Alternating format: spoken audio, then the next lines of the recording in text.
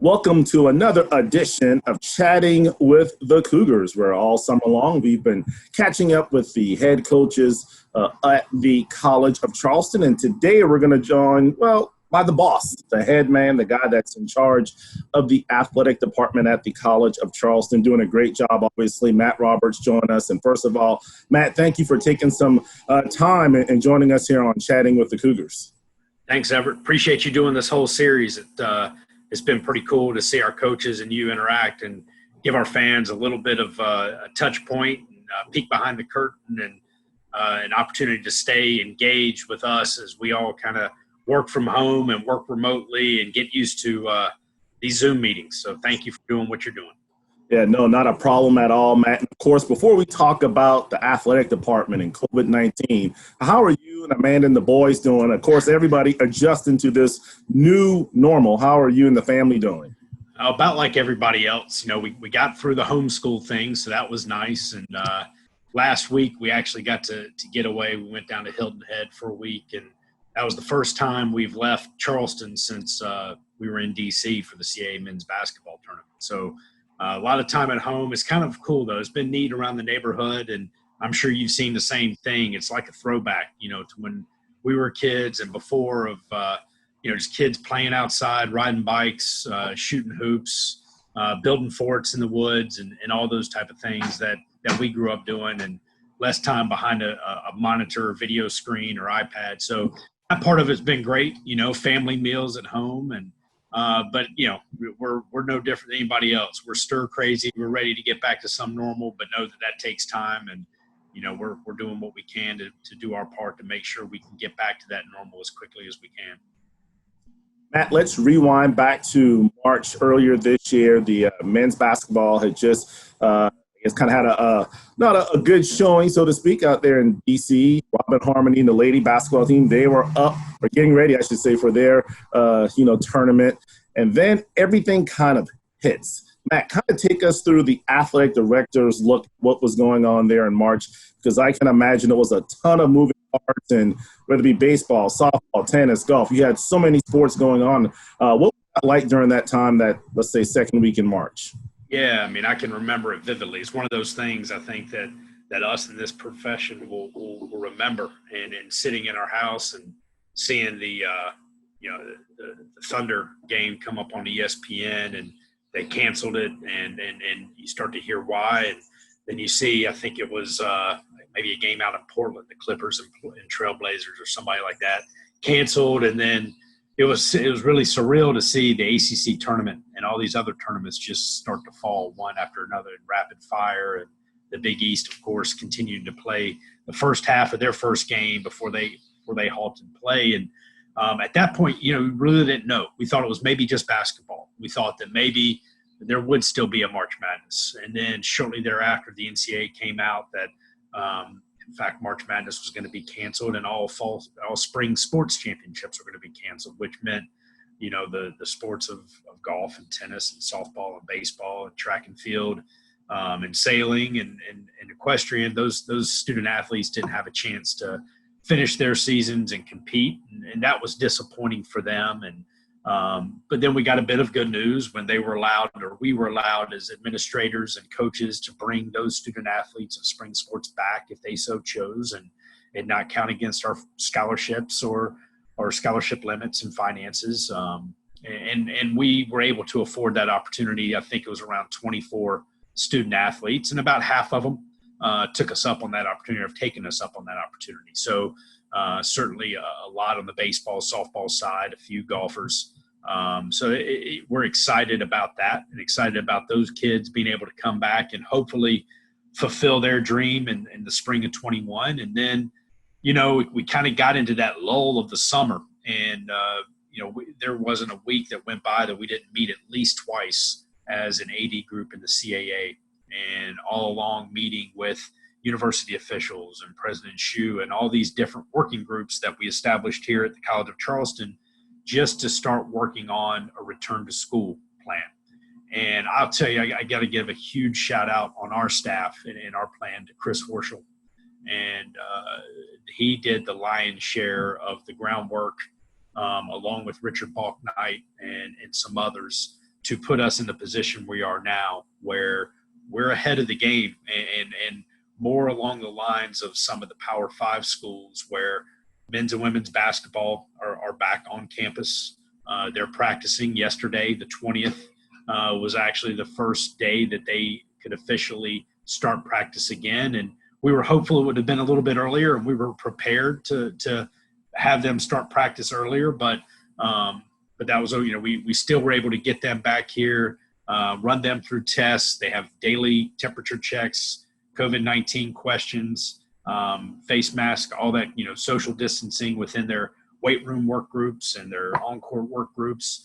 And just today we started to allow some of our local Olympic sports student athletes, some volleyball players, baseball, and some other sports are coming in to lift weights.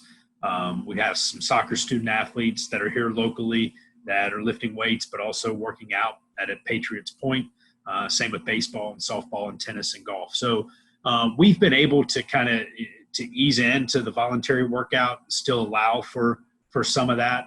Mark Proto and his staff throughout the summer, ever since we were shut down in March, have been very creative in posting some online workouts, taking into account that kids wouldn't have access to weight rooms and weights and things like that. So, Mark's in his backyard or in his house doing plyometric workouts or grabbing some things, household items to help simulate some resistance work. So, the one thing that it's forced us to do administratively and for our coaches to do is to be creative. Be creative how we communicate with our student athletes, with recruits. Be creative how we communicate internally and just how we can try to simulate some sense of normal and productivity with the significant limitations that we all have. And it's tough. I mean, the toughest part of this thing is that it takes a subset of people, of students and coaches who by nature are people, they thrive on each other. They thrive on teamwork and being around each other and camaraderie. And that's kind of what we do and why we love what we do. And for that to go from normal in mid-March to zero, week after has been a shock. It's been a shock for everybody. And I wouldn't say anybody's used to it. We've learned to cope with it. We've learned to adjust. But I don't think anybody's quite used to it yet. And then, you compound that with the Black Lives Matter resurgence and movement and social uprising and how that's impacting our coaches and our student athletes. And that has also allowed us to get better and to look inwardly and see how we as an athletics department, as administration, as a university can improve how we serve our Black community, both in Charleston and beyond. So it's been anything but a slow, quiet summer. A lot of Zoom meetings, a lot of planning, a lot of preparing. But the one thing that's interesting about it, normally you plan and you prepare and you're working for a season and a cyclical kind of occurrence of student athletes arriving, student athletes training, your first game. And then here comes the next wave of sports in the winter with basketball and then baseball and softball and so forth. But we're planning for the same, knowing that it can be anything but. And so kind of our thought and the culture that we've tried to embrace is we're going to go and we're going to move forward. And this is both as an institution and as an athletics department mirroring each other is we're going to move and we're going to move forward to the best of our ability and make the best of what we have to work with the limitations surrounding this pandemic. And we're going to go until somebody tells us to stop. And that would be that we see that we can't provide a health and safety environment for our students, or that NCAA membership steps up and says, enough's enough. We're going to postpone some seasons like happened in the spring. But, we made the announcement in concert with the CAA that we continue to will continue to push forward along with a few of our other CAA peer institutions on having a fall sports schedule and a fall sports season. It'll be different. It'll be regional. There won't be any CAA regular season competition, even though we will play some CAA teams. But we owe that to our student athletes. We owe that to our community. we owe that to our coaches and staff to give it a shot and to try to give these young men and women a chance to pursue their athletic dreams and while earning a degree. So that's what we're going to try to do. We think we have a great plan that Chris and our health service providers, a partner in MUSC, has helped us with and been a tremendous asset for us throughout this whole planning process. And we're going to give it a go and be alongside the rest of the schools in our state. Matt, you brought up something that I want to touch on because this pandemic, as everyone knows, it's awful, and obviously a lot of negative, whether it be lives lost, jobs lost. But at the college, it seems like a lot of good has come out of this. And, you touched on it briefly, how you guys have addressed and gotten better in terms of the Black community. But also, I think, Matt, for you, it's just how you guys were able to kind of, like you said, navigate on the fly and Yeah. kind of creative. And going forward, I would have to think that the athletic department now can be a little more resourceful, because now we've proven that, well, there is a way to do it. It may be different, but you can still get the job done despite not having the normal that we used to be used to. Sure, and you know this, Everett. I mean, we're already as a department, pretty lean and nimble, and we don't have a bloat of staff. We do more with less, and our coaches have been resilient to that effect of trying to figure out how to squeeze as much out of that dollar that they have in their budget that they possibly can. And our staff also embraces that. Of course, we'd always like to have more and more resources, and that's where our Cougar Club donors and their participation becomes so important. But I think the ability to communicate with each other, even though it is over Zoom, to over communicate, to be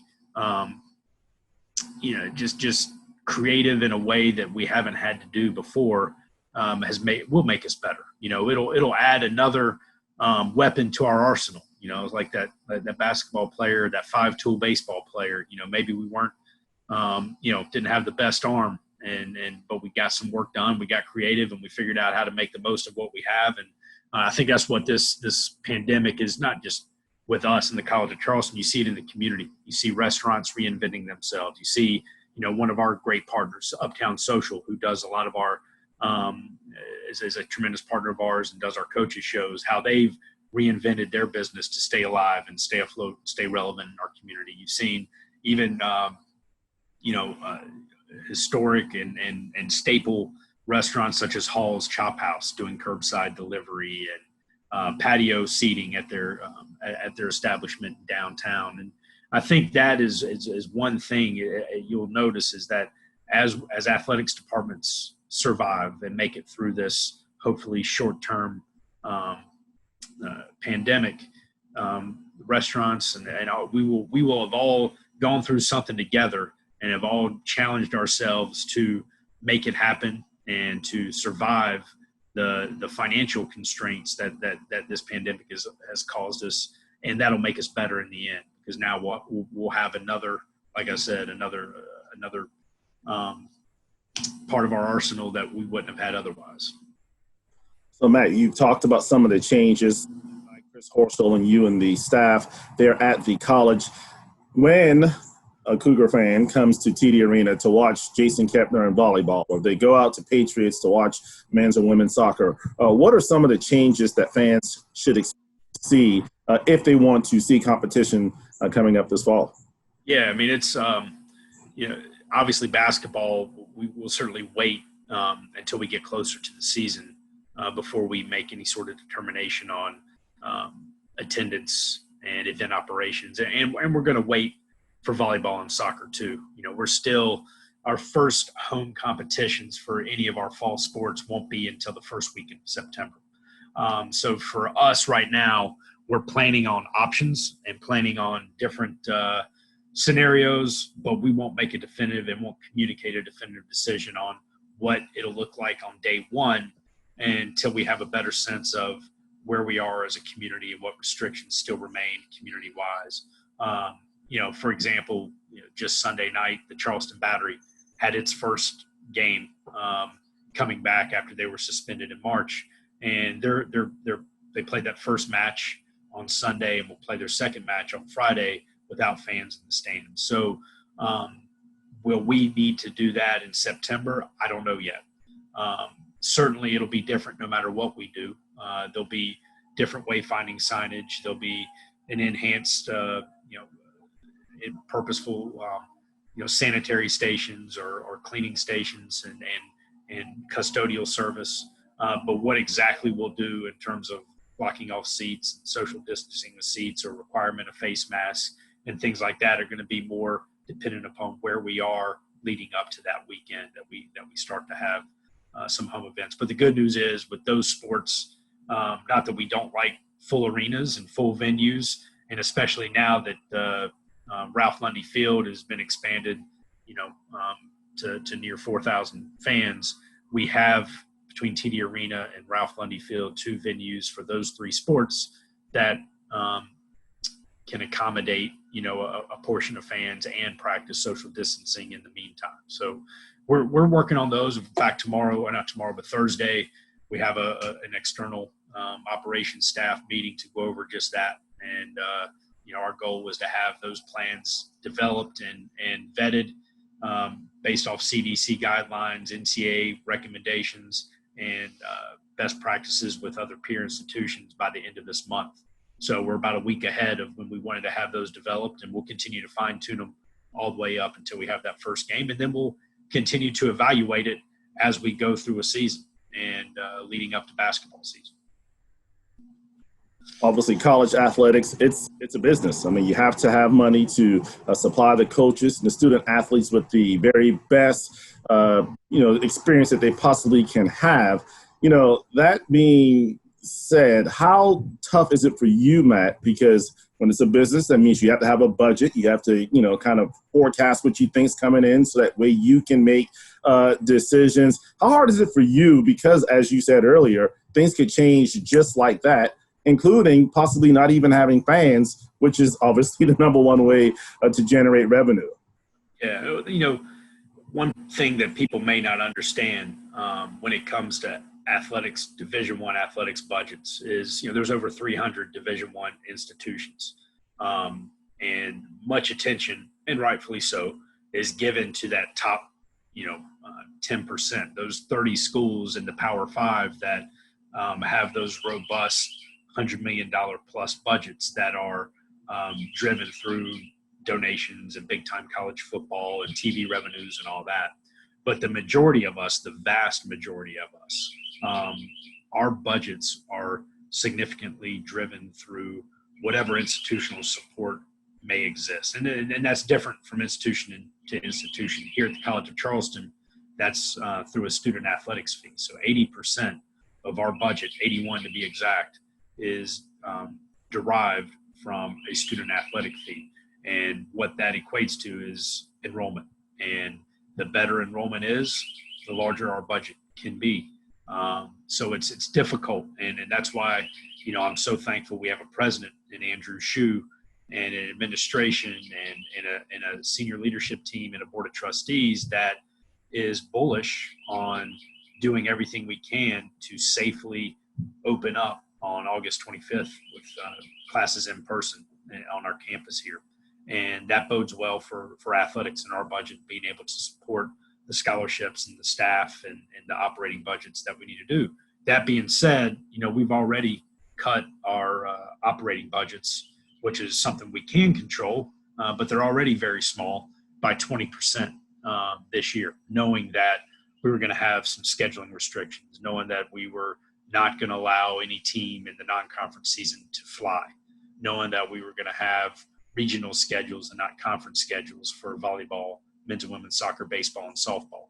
And administratively, knowing that, we wouldn't allow, certain travel opportunities for staff and other things that we just have to tighten up a little bit. And, through the course of the year, we'll adjust and we'll see. And then hopefully the enrollment numbers are looking good on paper. The deposits are looking good on paper. Orientation participation is looking good so far. So nothing has really blared or alarmed us institutionally right now that the enrollment won't be there on August 25th. And we hope it stays that way, because that's certainly from an athletic standpoint, and we're not alone. Like I said, that will impact every institution, even the Power Five. If school is not in session in person, we will all suffer. And that's really what we're keeping our eye on and very hopeful for, that we can do that in a safe way. You say that, Matt, and obviously I would assume one of your goals is to be an athletic director at a Power Five, to be the big boy. But, man, I'm sure you're awfully happy right now. You don't have to worry about football, because I can't imagine being in that situation and having so much just pressure on football happening. What's your thoughts on how this whole football thing could potentially play out, Matt? Because right now, when you look at the numbers really just around the country, it's just kind of hard-fetched to imagine college football going on this year unless something dramatically changes. Well, first of all, I love being here, and I hope I'm here for a very, very long time. And the Power Five thing is certainly not anything that's a goal of mine at all. And I've never been that kind of guy to say, I've got to be this or I've got that. I just want to be at a place that that cares about athletics and the student-athlete experience, and that allows for a great opportunity for Amanda, Carter, and Tucker and our own family. And we have that here at the College of Charleston. So that being said, it is fortuitous that we don't have football right now. This is one of those times that I feel for my peers who are trying to prep and get ready for a football season, especially my peers and friends and colleagues that I know well at Power Five schools when you come to those ticket sales and donations and TV revenue. As a fan, and I'm a football junkie just like you are, Everett. I love the sport, both NFL and college, but especially college. Selfishly, I hope they play every single game all the way through the bowl season and all the way through the college football playoff. It's going to be challenging. It's going to be expensive, and it's going to be different. It may or may not include fans. I certainly don't see a scenario where you'll have packed football stadiums. And to me, that stinks as a fan and somebody watching, because that's what's so special about college football. It's the pageantry, it's the tailgating, it's the student sections, it's the traditions, it's all of those things wrapped up it's an event, right? There's a game, but football, college football specifically, is an event, and that's what makes it so attractive. But rest assured that whenever they do play, and hopefully that's on time and on schedule, I assure you I'll be glued to the TV, as will millions of other people around the country, because one thing that we do miss is sports. And we have, as a society, an insatiable appetite for sports. And sports is one of those things that brings us together, and it brings cultures together, it brings people together. And it's a big void right now. Live TV, live sports, even, you're flipping through your DVR, nothing's recording right now because nobody's been able to record anything. Nobody's been able to record shows or whatever. It normally comes on in the summer because of COVID-19. So those lingering effects hurt us from an entertainment standpoint, and sports is the biggest part of that, at least for me personally. I know you and others watching this. And it's been nice to see the PGA Tour come back. It'll be nice to see Major League Baseball this week, hopefully NBA the following week, and NASCAR has been going on as well. So hopefully we'll get into late August, early September, and that oblong brown ball will be kicked in the air, and college football season will be off and running. I can't wait to hear, the college game day song and see my boys. I think they're going to be degenerate gamblers when they grow up, because they love nothing more than watching Lee Corso's pick, trying to pick who they want to win and all that. So it's kind of a family affair for us on football Saturdays, and hopefully we'll get to experience that again this fall. You talk about that, Matt, and baseball, as you mentioned, of course, we're taping this here in late July. Baseball starts this week, the NBA. Now, it's a little different for the NBA because they're in a bubble. But from a professional sports standpoint, if those baseball and the NBA and the NHL, they can go off without a hitch, and that's got to at least make the NFL and college football feel a little better, because, it's already precedent that, you can have a even though we're in the middle of a pandemic. No question. And it's, obviously golf and NASCAR are different sports. NASCAR is not an NCAA sport, of course, but golf is considered a low-risk sport, by the three tiers the NCAA has established for how to manage, the COVID-19 coming up this fall and beyond. Yeah, I mean, without a doubt. I mean, we saw it in March when the NBA decided to hang it up and to postpone games. That pretty much, not just for sports, but that pretty much stopped a lot of things from being open countrywide. It was really the spark that blew this thing up from a shutdown standpoint that really woke people up. And I think conversely, if we can see some success early on with basketball and baseball coming up this month and the NFL starting to report, coming up with their plans for how to practice and all that, we'll all be watching and seeing how they've had success. And we can't emulate what they can because, as you said, professional sports and the resources they have and they don't have to worry about classes and things and different. They can manage it much easier than we can. We have 350 student athletes. Well, an NFL roster, you got 65, 70 people. So a little bit easier for them to manage and monitor and on a consistent basis. So, but we do need them because if they don't have success, then it's going to be very, very difficult for us to be able to justify that we can have success. So, we will keep our eye up on that. And certainly from a college athletics fan, if you like college basketball, and we all do here at the College of Charleston, that's our most recognized sport and most notarized sport. If you like college basketball, you need to see football have success this year. And I mean, college football. College football needs to be successful. I just don't see, if college football can't happen and college football can't go through November, how you can justify having basketball when college football can't operate. So that's what we'll watch and we'll hope for and we'll cheer for and learn from. And the luxury of not having football is we get to observe and learn from our peers and colleagues and their trials and tribulations and see how we can make sure that we improve what we already have planned based off what their experiences are going to be here in the coming months. Make sure. So, Matt, who has the final decision, whether it be college football or college basketball? Is it the NCAA? Is it the university presidents? Is it the conference? Because, as you mentioned earlier, Matt, the CAA said no fall sports, but Charleston's still playing. I believe Elon's still playing. I see JMU, they're still trying to play football. So, who has the that's it, we're not playing? Look, the NCAA is made up of us. It's made up of the institutions that are members of the NCAA. So that's who ultimately makes that determination. And really and this is, by design, good, bad, or indifferent, the Autonomy 5, Power 5, whatever you want to call them, hold the most weight and the most power amongst the Division I schools for sure.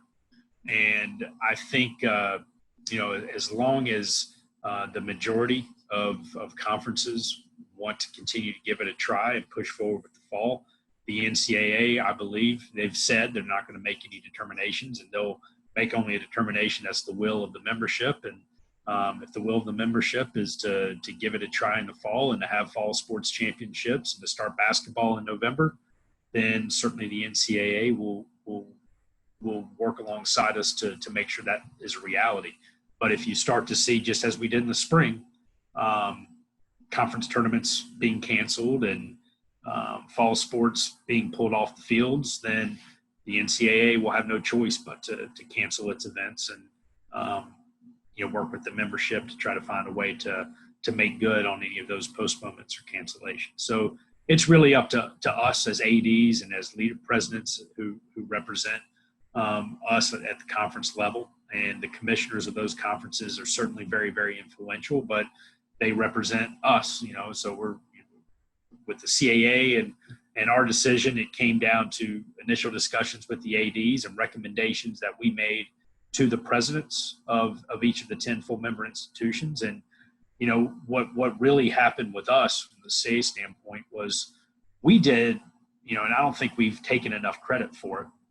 A month and a half ago, we were the only conference to come out with a model that we called it our extreme flexibility model. And that allowed us not to be reliant upon each other for a regular season schedule in the sports of that we have, at least men's and women's soccer, volleyball, baseball, and softball, and allowed us to schedule regionally and to at least schedule up to the minimum number of NCAA games that are required to have a Division I program. And that it gave us the flexibility from a call standpoint, a health and safety standpoint, and it also took into account that if you have a flare-up in Charleston and a school can't come down to Charleston and play us because if they return to New York and Hofstra, they'd have to quarantine for 14 days, right? Or vice versa. We couldn't go to wherever. At the time, we were doing the same thing to people from New York or Massachusetts or Connecticut. So we couldn't go there because we'd have to come back here and quarantine for 14 days. So it allowed us not to be reliant upon each other. And what we've seen as conferences like the Big East have gone to conference schedule only, the A10 has said we're not going to play fall sports, the America East, the MEAC, Patriot League, Ivy League, and others, schools like a Hofstra and a Northeastern that may have tried to pursue a soccer and a volleyball schedule this fall, they don't have anybody else to play. So they can't even put a schedule together because all these other conferences and teams have said, we're going to postpone and wait till the spring. Fortunately for us and Wilmington and Elon and JMU, we've been able to finagle a schedule and we're going to play each other. We already had that scheduled to play each other home and home in all of those sports, as well as some of the other teams that we would normally play in a non-conference schedule, to put together a schedule that is not too much less than what we would do on a normal year. And then when it comes down to a championship, the CAA, and any conference for that matter, they have until 2 weeks prior to the NCAA tournament to make them aware of how their automatic qualifier will be chosen. So whether that is we have teams that have played each other and you just go with, common record versus, the conference opponents, or whether we have a conference tournament or whatever it may be, if we get to that point of the season and there is still an NCAA championship, the CAA will be able to put forth an AQ of whoever's able to participate, but that'll be a decision that won't be made until we get a little bit later into the fall and see who can play and who's able to still play. As we mentioned, Matt, men's basketball, that is the face sport for the College of Charleston. So I don't want to put words in your mouth, but are you saying basically if we don't have football, we won't have basketball? Or is it a situation where we may not have non-conference games, just play conference games? No. So I just, right now, you've seen some conferences that have canceled fall sports and then canceled basketball up to a certain date. We purposefully have stated from the CAA standpoint that we are making no decision right now, even though there are teams in our conference that will not play football this year. Right. We are very purposeful from the CAA to say we will not make a determination on basketball until we get into late September, October, and have a better understanding of what's going on around us. And that's not a decision that we're going to make anytime soon or rush to. My kind of point is if football is college football, Division I, big-time football, is not being played in November because of COVID or because of whatever may be going on, I just find it, how are you going to see basketball start when football's been stopped? I just don't know that would happen if football can't successfully get through that point of the year. Doesn't mean it won't. Doesn't mean maybe there's some other circumstances that we're not even thinking of, or maybe football decides they're going to play for a couple months and finish up in the spring. Who knows? But we'll kind of wait and make those decisions a little bit later and not stress out about that too much right now. Gotcha. All right, so give us an update, Matt, on facilities. I know you had some big plans, obviously for Patriots Point, also TD Arena. With all of this going on now, where does the old facilities upgrade to what we call Matt Roberts standards? What is that looking like now? It's certainly delayed, right now. And I'll kind of give you a couple of anecdotal things, even some smaller projects like renovating the men's soccer locker room and having some donors that expressed an interest in that particular project. And even the donors themselves saying, hey, look, I think it'll be wise to push the brakes on this and wait and even see if we have a soccer season. And because otherwise, you may not raise as much money right now than you would if you waited. So I think you've seen that nationwide, no matter the institution, unless the money has already been in the bank. unless construction has already been started. You don't see any new construction coming out of college athletics or college facilities right now.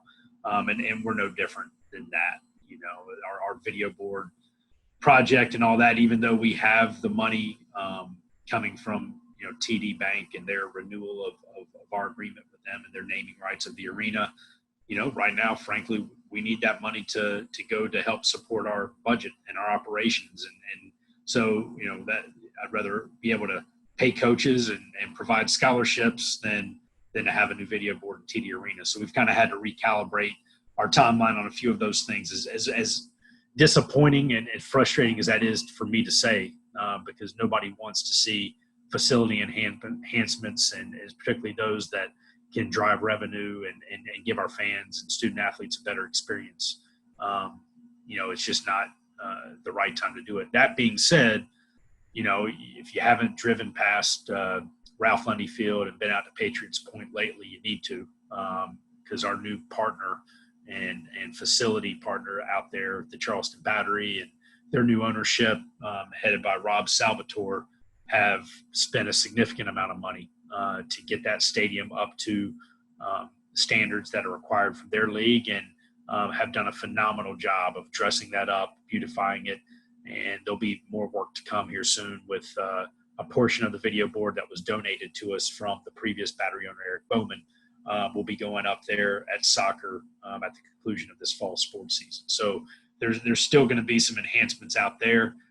We do have a master plan that we worked on and developed for improvements and enhancements to our tennis facility, and particularly the team areas there, and resurfacing the courts and new lighting and all that. So that's exciting. And then Chad always has something going on at baseball. The guy raises a significant amount of money to always have continual improvement out there for his student athletes and their facilities. So he's always got his gears working on how to make it a better experience and a recruiting advantage for his program and the growth of his program.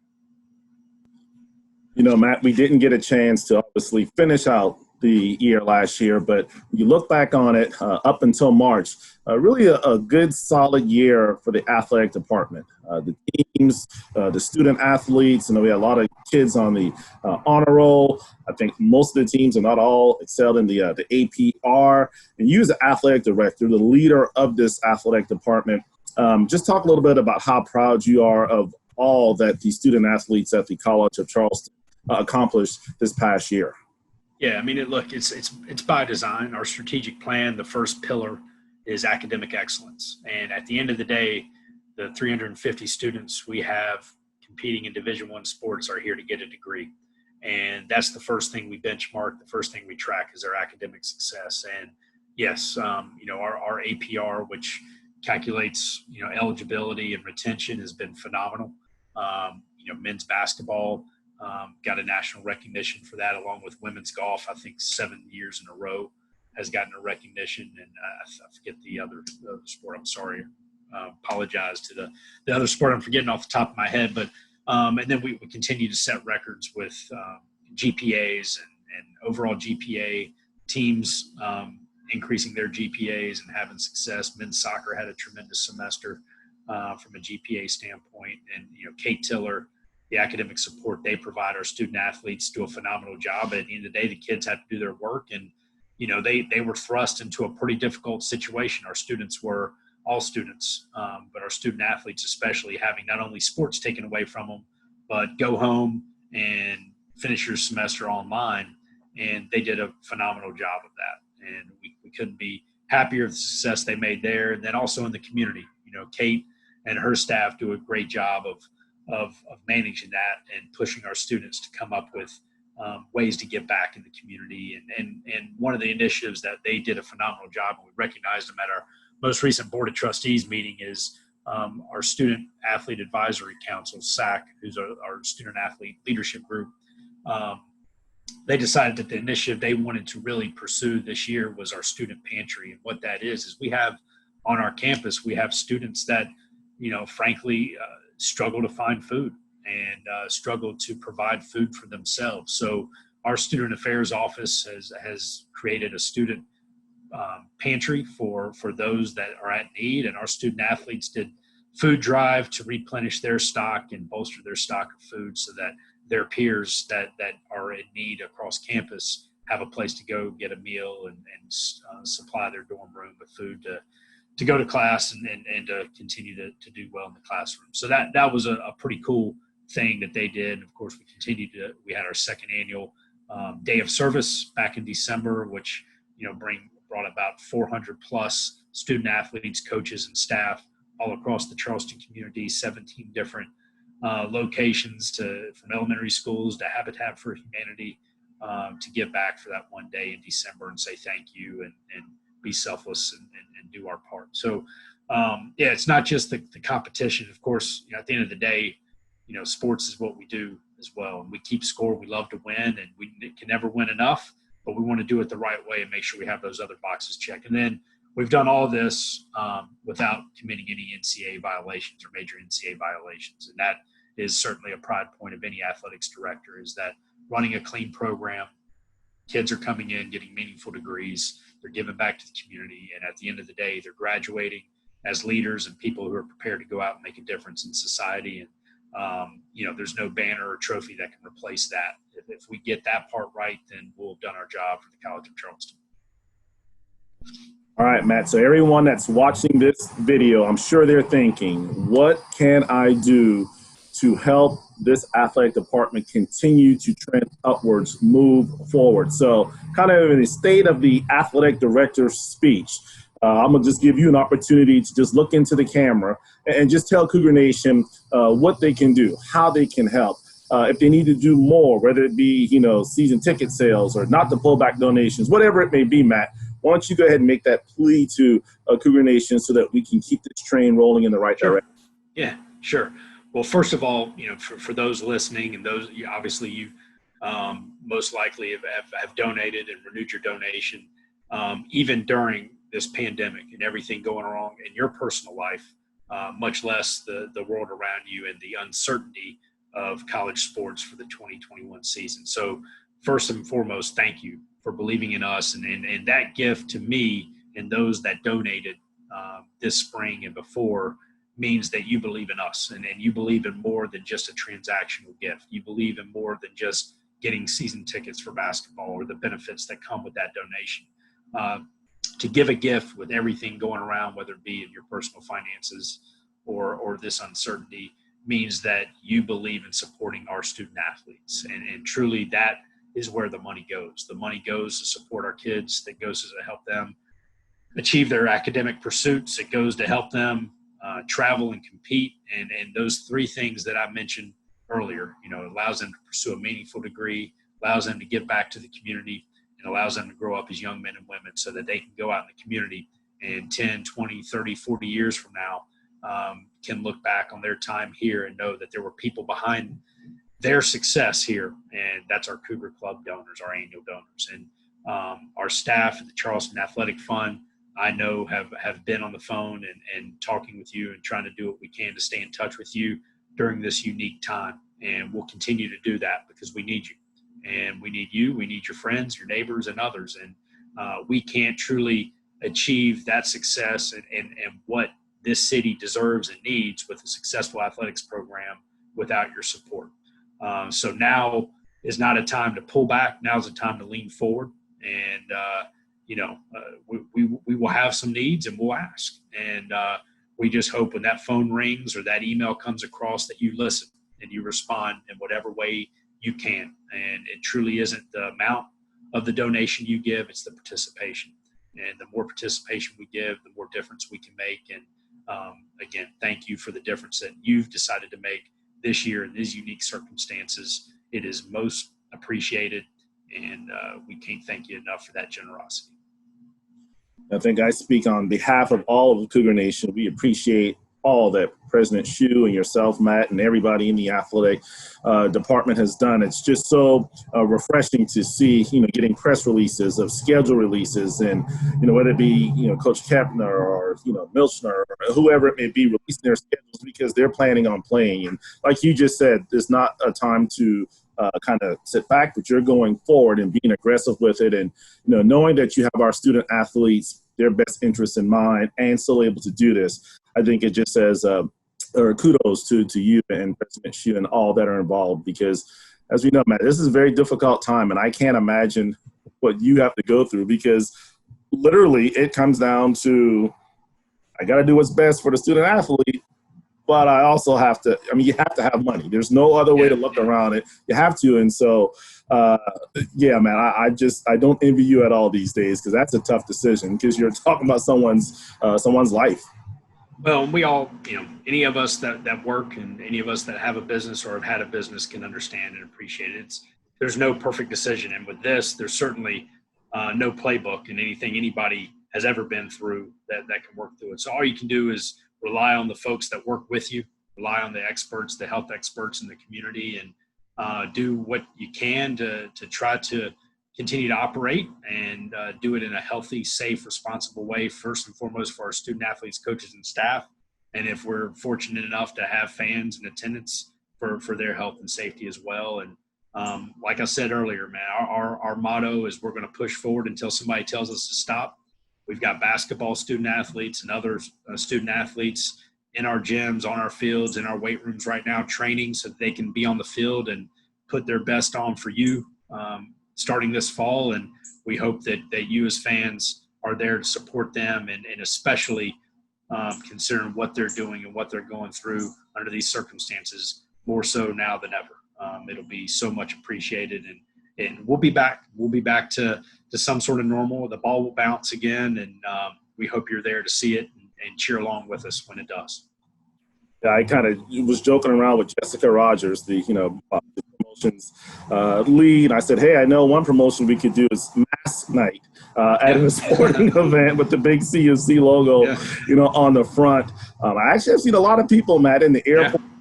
Town with the one that the Cougar Club members kind of gave up, says Charleston Cares. So it's so good to see just another branding for Charleston athletics and all of the good that's going on. So Matt, I really appreciate it. I know you are inundated with Zoom calls and meetings, but I appreciate you taking some time and joining us here on Chatting with the Cougars. Thanks, man. Appreciate the conversation, Everett. Hope you get to see you in person again soon. Sounds good. Take care to you and your family, man. We appreciate it. We're just right here, Matt, trying to take it easy. For me, the big conversation is not whether or not sports is coming back, but it's whether I send my daughter back to school or we do the virtual. Yeah. Oh, man. That's tough, man. We're hoping for in-person school, just like it.